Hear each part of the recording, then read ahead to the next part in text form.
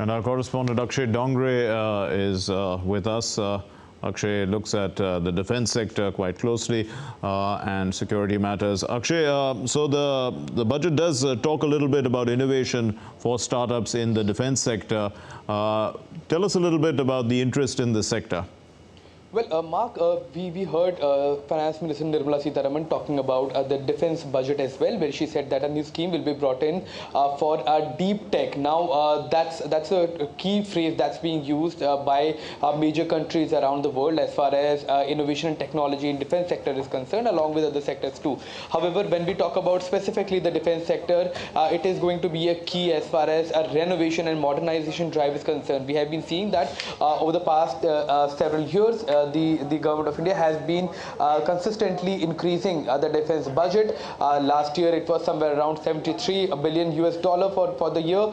This time it has been increased furthermore from about 5.97 lakh crore rupees to about 6.2 lakh crore rupees. And even though it is an interim budget, it seems that these are seeds that are being sowed as far as innovation in the defense sector is concerned. Now, as the private sector and the public sector are working together in defense production and manufacturing, it is required, requirement of the time right now that startups come with deep tech that is highly sophisticated technology that is used by startups as well as companies to find out innovative ways to find solutions to a lot of things that a lot of rather challenges that the defense industry faces.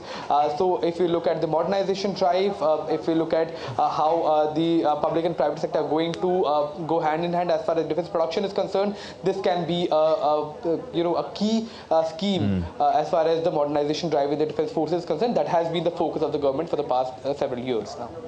Right. Also, Akshay, you have been, you in fact covered the G20 summit. You look at international affairs closely. Talking about solutions, the finance minister mentioned this in a speech as well, about how India built a consensus to all the global problems. And in that respect, you know, the Indian economy has emerged much stronger as a result of this.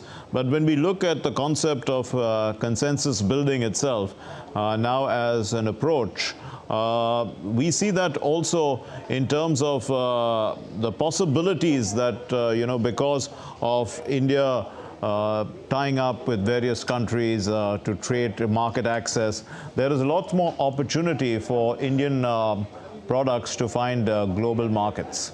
Well, absolutely. Yes, go ahead. Absolutely, Mark. In fact, we saw that how India became voice of the global south as far as the G20 tenure was concerned, where India held the presidency. We saw how India, in fact, spoke about the inclusion of African Union in the G20 that now has become G21. Rather, we saw that these are not just the goodwill gestures that the government of India has been showing towards other countries, towards neighbors, as well as other emerging markets, but India has become a shining beacon of hope as far as the global economy is concerned. We are seeing that because of the crises that the world is seeing right now, be it the Ukraine conflict, the Ukraine war that has been going on, or the conflict in Middle East that is now spilling over as well. India still maintains a robust economy, and that has become an example for a lot of African nations, for countries in Southern America, for countries in Southeast Asia as well, that how on similar lines a robust and a strong economy can be maintained despite the several challenges that the world economy faces. And that is what the finance minister also stated as far as the Indian economy is concerned, and how robust it has been for several years despite the challenges that we are seeing in the geopolitical scenario. So that remains a key issue. However, the government is optimistic, the spending is being increased, and that is going to give a positive outlook as far as the Indian economy's growth is concerned. We'll leave it there. Thank you very much, Akshay Dongre, for joining us from the newsroom with an update.